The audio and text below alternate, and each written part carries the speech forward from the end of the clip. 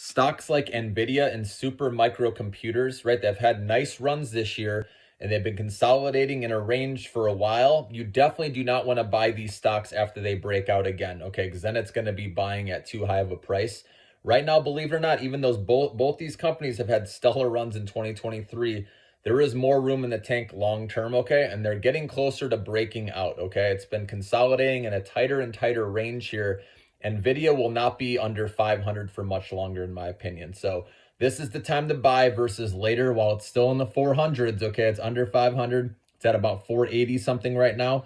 So I recommend holding this one because it's the AI picks and shovel play. They got a huge market share. They're ahead of everyone. By the time competition comes up with something to compete, then Nvidia is going to have the next generation. They already have these companies in their ecosystem. They're going to prefer, for the most part, to work with Nvidia. Of course, there's going to be room for other players as well. I'm not saying that AMD or Intel or can't, make a comeback and grab some of this market share, but I'm saying Nvidia is going to have the lead for a while.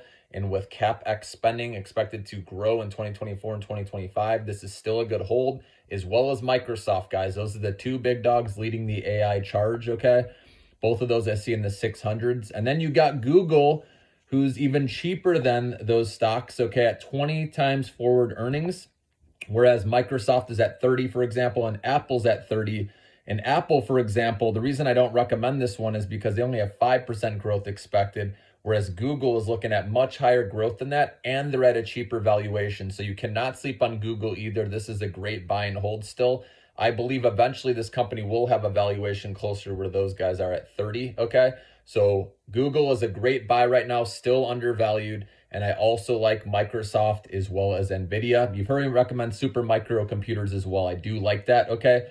But for the really big cap names like the Magnificent Seven, you've heard me, again, Nvidia, Microsoft, Google, and Amazon. Remember, Amazon is still not back to its all-time highs. Yes, it has a higher valuation, but with them being the leader with cloud, they have the AI, they have the e-commerce, they're in everything, okay? Amazon will eventually get back to all-time highs, and that's why I really like that one as well. And that one's still 20% or so off of its highs. So those are four mega cap stocks, or the Magnificent Seven, that I think will still get some nice gains for you in 2024 and beyond.